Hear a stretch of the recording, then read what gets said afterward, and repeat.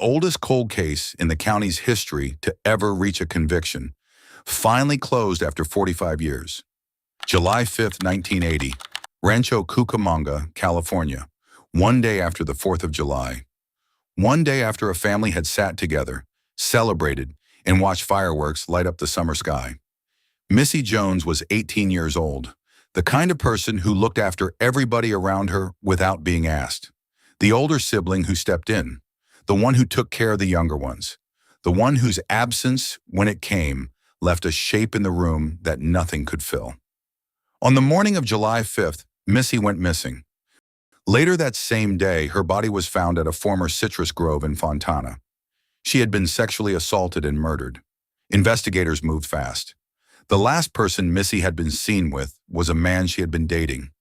Arrested, questioned, and released when detectives ruled him out. No cell phones, no cameras, no digital trail of any kind. The investigation ran out of road. The case went cold, and it would stay that way for 4 decades. In 2020, Detective Catherine Clark was assigned to the Cold Case Homicide Task Force, a unit built entirely around one idea: go back, look again, find the doors in old case files that nobody had opened. Her approach was direct. Cold cases are about closing every open door you find. Walk through it, close it, move. When Clark went back through the Missy Jones file, she found exactly that: a door nobody had ever touched. A man named Leonard Nash, boyfriend of one of Missy's sisters at the time of the murder, connected to the family, present in Missy's world, never questioned, never tested. Clark tracked Nash to Las Vegas. She obtained his DNA, and when the laboratory results came back, the number was almost impossible to hold in your head. 26 septillion times more likely that the DNA belonged to Leonard Nash than to an unknown person. Clark had spent months working this case. When she read that result, she was elated. And then she started crying because of how many years it had taken to get to that single line on a page. Leonard Nash was arrested, he stood trial, and then he stood trial again. In November, a jury found him guilty of second-degree murder, sentenced to 15 years to life. A man in his 70s, finally accountable for what he did to an 18-year-old girl in 1980. As of this month, Nash began serving that sentence. This is now the oldest cold case in the entire history of San Bernardino County to reach a conviction. Missy's family has celebrated her birthday every year since she was taken. 45 years of gatherings without her. Now at last they have something they never had before: an answer. She only lived 18 years. He lived his entire life, but he is behind bars now. Now, what if the victim herself was unknown? What if, for 40 years, nobody even knew her name? What if she never had one to begin with? July 15th, 1982. Cedar Ridge Cemetery, Blairstown, New Jersey. A gravedigger named George Casey was making his way to the rear section of the grounds, near a steep bank that dropped down toward a small creek. At first, all he could see were feet, a pair of feet sticking out from behind the slope. He moved closer. A young girl, lying on her back, partially clothed. Her face had been destroyed, beaten with such force that not a single feature remained recognizable. She wore a red shirt, a skirt with a peacock print. A small golden cross necklace was tangled in her hair. Red nail polish on her right hand. Only her right hand. On both arms, both hands. Defensive wounds. This girl had fought back. She had raised her hands against whatever was coming. It was not enough. When police arrived, they had almost nothing. No identification, no wallet, no fingerprints that could be matched. No one called to say, "That is my daughter, that is my sister, that is my friend." The investigating officer gave her a name. He called her Princess Doe because she deserved dignity. She had no face, no identity, but she would have a name. Princess Doe became the first unidentified person in American history to be entered into the FBI's National Crime Database. One decision made by one officer in a small New Jersey town that changed the way this country handles unidentified victims forever. Despite the national coverage, the sketches, the database entry, silence. It stretched for decades. While investigators were chasing dead ends across the country, the man who allegedly killed Princess Doe was already sitting in a prison cell. In 1999, a woman named Donna Kinlaw was arrested in California for welfare fraud. What she said during questioning went far beyond the charges on the table. Arthur Kinlaw, her husband, had been running a criminal network that exploited young women across Long Island. Runaways, teenagers with nowhere to go, vulnerable girls he could approach, recruit, and control.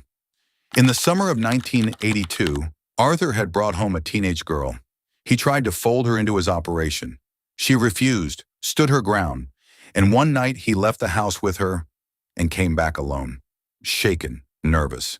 He burned his clothes, scrubbed his car clean from the inside out, and made one thing absolutely clear to Donna. If she breathed a word of what she knew, he would do to her exactly what he had done to that girl. Donna also remembered the moment, roughly 2 weeks later, when she was reading a newspaper to Arthur.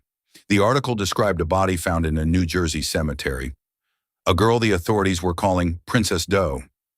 As she read, Arthur became frantic. What does it say? Does it say who she was?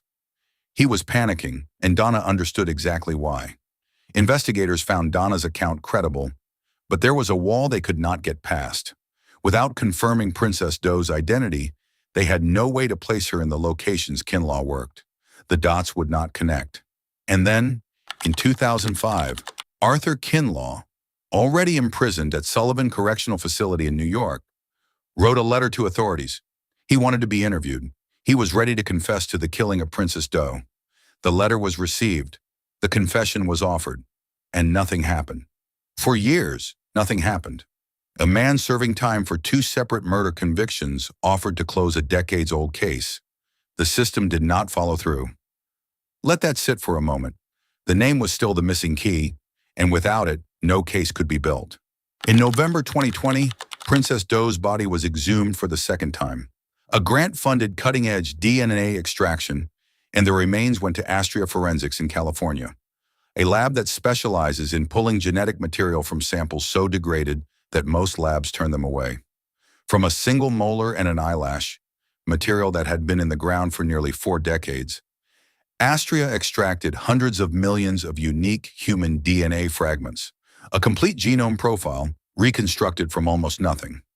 That profile went to forensic genealogists at Innovative Forensic Investigations, who cross-referenced public DNA databases, built out a family tree, and on February 22, 2022, found a candidate. Investigators traveled to West Babylon, New York. They knocked on a door. The man standing on the other side was Robert Olenek Jr., Dawn's brother. He had not seen or heard from his sister since 1982. Dawn's sister provided a DNA sample. 2 independent laboratories confirmed the profile. On April 29, 2022, Princess Doe was identified as Dawn Rita Olenek, 17 years old, from Bohemia, New York, missing since June 24, 1982. The formal announcement came on July 15, 2022, exactly 40 years to the day her body had been discovered. With Dawn's name confirmed, everything Donna Kinlaw had described fell into place. Investigators could now put Dawn in the locations Kinlaw operated. The timeline held, the witness statements held. The confession offered in 2005 could finally be acted on.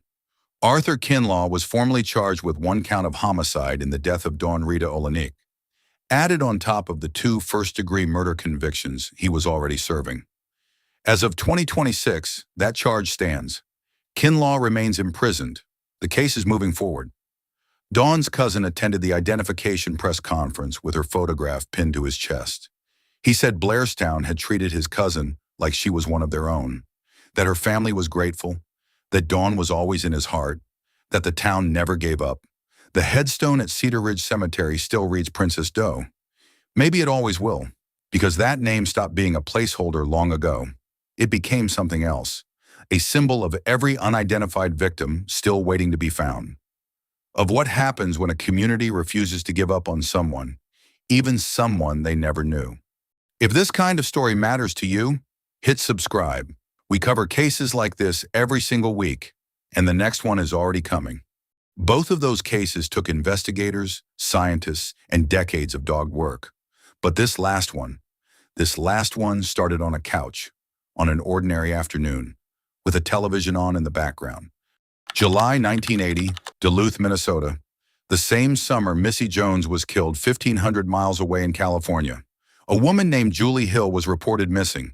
Her family, scattered across the country, settled on the simplest explanation: she ran away. It was easier than asking questions nobody seemed to want to answer. The name that came up in private conversations, at family gatherings when people finally spoke openly, was always the same: Donald Bloomer, Julie's boyfriend. Controlling, volatile, the kind of man who made it clear that the idea of Julie leaving him was not something he would simply accept. Bloomer had been seen digging in the backyard of his home on West 9th Street just before Julie disappeared. When her mother came to check on him, the hole was already filled in. No investigation, no charges.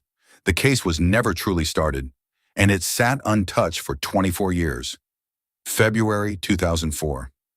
Las Vegas, Nevada. Christine Hickman was at home, flipping through channels. She stopped on a true crime documentary, a serial killer case, detectives, a community trying to make sense of the violence in its own backyard. And somewhere in the middle of watching that story, a name surfaced in her mind: Julie Hill. Christine had spent most of her life believing Julie ran away, but in recent years things had come out at family gatherings.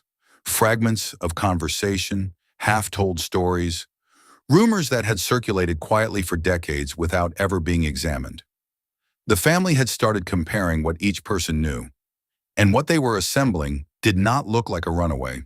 It looked like something that had been buried. Christine picked up the phone and called the Las Vegas Metropolitan Police Department. She laid out everything she had. When she finished, the detective on the other end gave her an instruction she would not forget. Contact the Duluth police. Tell them you want an investigation, and do not take no for an answer.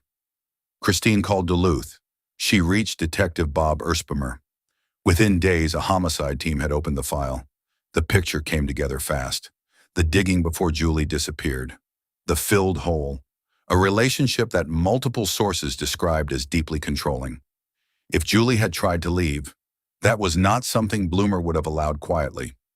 Detectives confronted him directly. Bloomer was unmoved. He had a story and he stuck to it. Julie had gone to Las Vegas. He was calm, practiced, and gave nothing away. So investigators brought in a backhoe.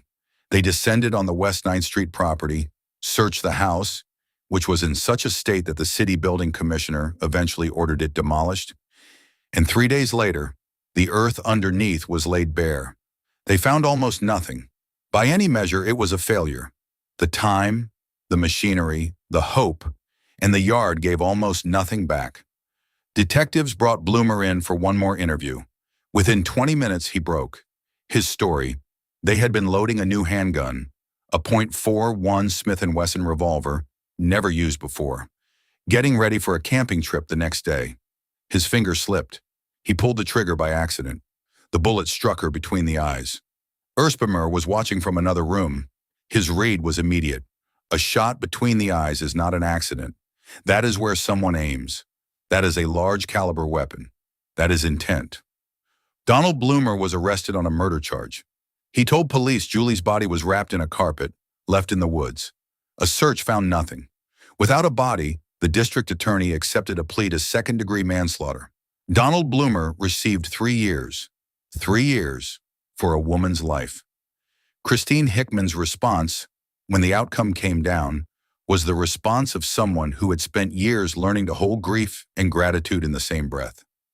She would have liked him to receive the same sentence Julie received, but Donald Bloomer was answering to the law, and he was behind bars, and that was what she had to be grateful for. As of 2026, Julie Hill's body has never been recovered. The case remains open. Investigators have said it publicly. If a tip comes in, they will go looking immediately. Christine Hickman was not a detective, not a forensic scientist. She had no database, no laboratory, no badge. She was a woman watching television on a Tuesday afternoon who paid attention to something in the back of her mind that most people would have let go.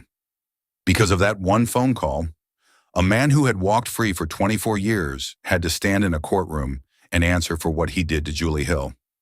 Which of these three cases stayed with you the most, and why? Drop it in the comments.